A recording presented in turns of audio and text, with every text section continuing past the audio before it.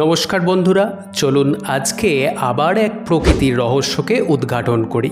প্রথমেই এই ছবিটা একটু ভালো করে লক্ষ্য করুন। এটি একটি মৌচাকের ছবি। ছবিটিকে যদি জুম করা হয় তাহলে দেখুন এই কুঠুরিগুলো প্রত্যেকটি ষড়ভুজাকার তৈরি হয়েছে। প্রশ্ন হলো ষড়ভুজাকারই কেন? কেন বৃত্তাকার বা ত্রিভুজাকার বা বর্গাকার নয় কেন? এর পেছনেও লুকিয়ে রয়েছে প্রকৃতির এক আশ্চর্য রহস্য। এই রহস্যকে আপনি যদি জানেন তাহলে একটু অবাক হবেন, এটা তো সত্যি, কিন্তু তার সঙ্গে ভিডিওর শেষে আমি রানী মৌমাছি সম্পর্কে এমন এক তথ্য দেব যেটি জানলে আপনি অনেক বেশি অবাক হয়ে উঠবেন। শ্রমিক মৌমাছি প্রধানত মৌচাক তৈরি করে, কিন্তু পৃথিবীর সমস্ত মৌচাকের কুঠুরি কেন ষড়ভুজাকার হয় এই বিষয়টিকে আমরা দুভাবে ব্যাখ্যা করব। প্রথম ভাগে আমরা দেখে নেব মৌমাছির কুঠুরিগুলি যদি বৃত্তাকার, ত্রিভুজাকার বা বর্গাকার হয় তাহলে কি কি অসুবিধা হয়, আর মৌমাছির কুঠুরি যদি ষড়ভুজাকার হয় তাহলে কি সুবিধা হয়। প্রথমেই আমরা এই অসুবিধার দিকটি হোয়াইট বোর্ডের মাধ্যমে সহজে বুঝে নিই। প্রথমে এই চিত্রটি একটু ভালোভাবে লক্ষ্য করুন।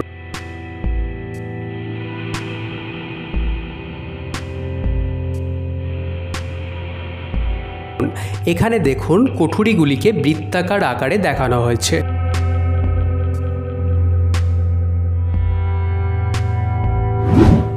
অর্থাৎ কুঠুরিগুলি যদি বৃত্তাকার হয় তাহলে এই মাঝের যে ফাঁকা স্থানগুলি পড়ে রয়েছে এই জায়গাটি কিন্তু কোনো কাজে আসবে না।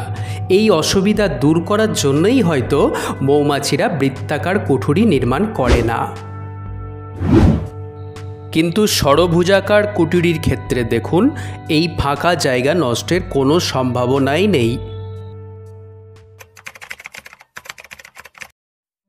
দ্বিতীয় ক্ষেত্রে দেখুন এই বৃত্তাকার ক্ষেত্রের জায়গায় যদি কুঠুরিগুলিকে ত্রিভুজাকৃতি করা হয় তাহলে কি সমস্যা হয়।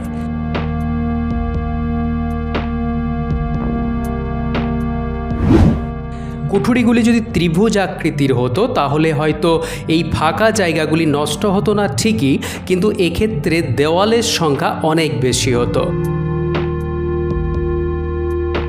আর আমরা জানি যে মৌমাছির কুঠুরির দেওয়াল নির্মাণ করতে মোমের প্রয়োজন হয়, তাই বহুল পরিমাণ মোম কিন্তু এক্ষেত্রে অপচয় ঘটত।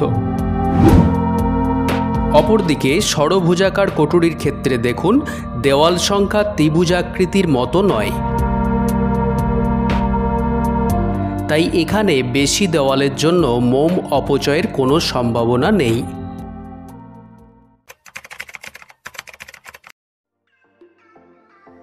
তৃতীয় ক্ষেত্রে দেখুন কুঠুরির ঘরগুলো যদি বর্গাকার হতো তাহলে কি সমস্যা হতো।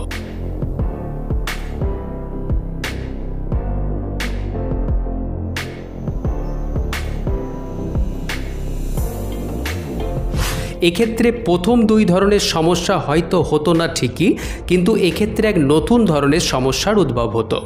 অর্থাৎ এক্ষেত্রে কুঠুরির ভর বহনের একটা সমস্যার সৃষ্টি হতো।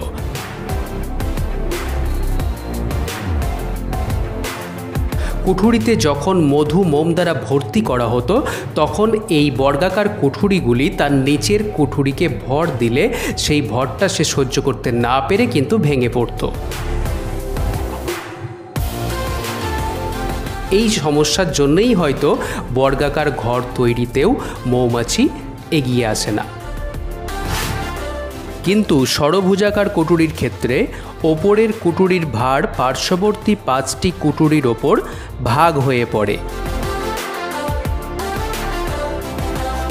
তাই ভেঙে পড়ার সম্ভাবনা নেই বললেই চলে।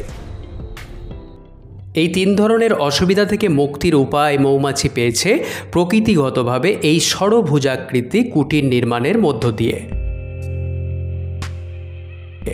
এই আকৃতির কুটির নির্মাণ করলে ওপরের তিন ধরনের অসুবিধা তো থাকবেই না, বরং উপরন্তু সে একটা বিশেষ সুবিধা সে এখান থেকে পেতে পারে।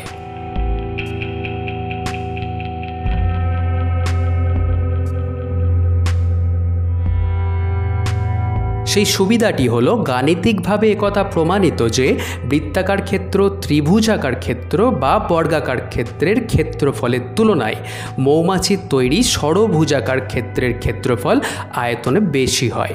অর্থাৎ সে এই ষড়ভুজাকার আকৃতির মধ্যে অনেক বেশি পরিমাণ তার জিনিসপত্র রাখতে পারে। এই সুবিধার জন্যই সে ষড়ভুজাকার আকৃতির কুঠুরি নির্মাণ করে থাকে। তাহলে আশা করি বোঝা গেছে। আর এই সুবিধার কথা মাথায় রেখেই বর্তমান দিনেও বিমানের ডানা বা স্যাটেলাইটের প্যানেল এই ষড়ভুজাকার আকৃতির তৈরি করা হয়ে থাকে। শ্রমিক মৌমাছির তৈরি এই বিশেষ ধরনের মৌচাকে থাকে একটি মাত্র রানী মৌমাছি। একথা শুনলে আপনি অবাক হবেন যে এই রানী মৌমাছি সারা জীবনে মাত্র একবারই মিলন করে এবং তারপর সারা জীবন ধরে সে ডিম উৎপাদন করে চলে। এটি কিভাবে ঘটে বা কি করে এটি সম্ভব হয় তা যদি আপনি জানতে চান তাহলে এই ভিডিওটি আপনি দেখতে পারেন। আর প্রকৃতি বিষয়ক যে কোনো ধরনের রহস্যের উন্মোচন সংক্রান্ত ভিডিও দেখার জন্য এই চ্যানেলটি সাবস্ক্রাইব করে রাখতে পারেন।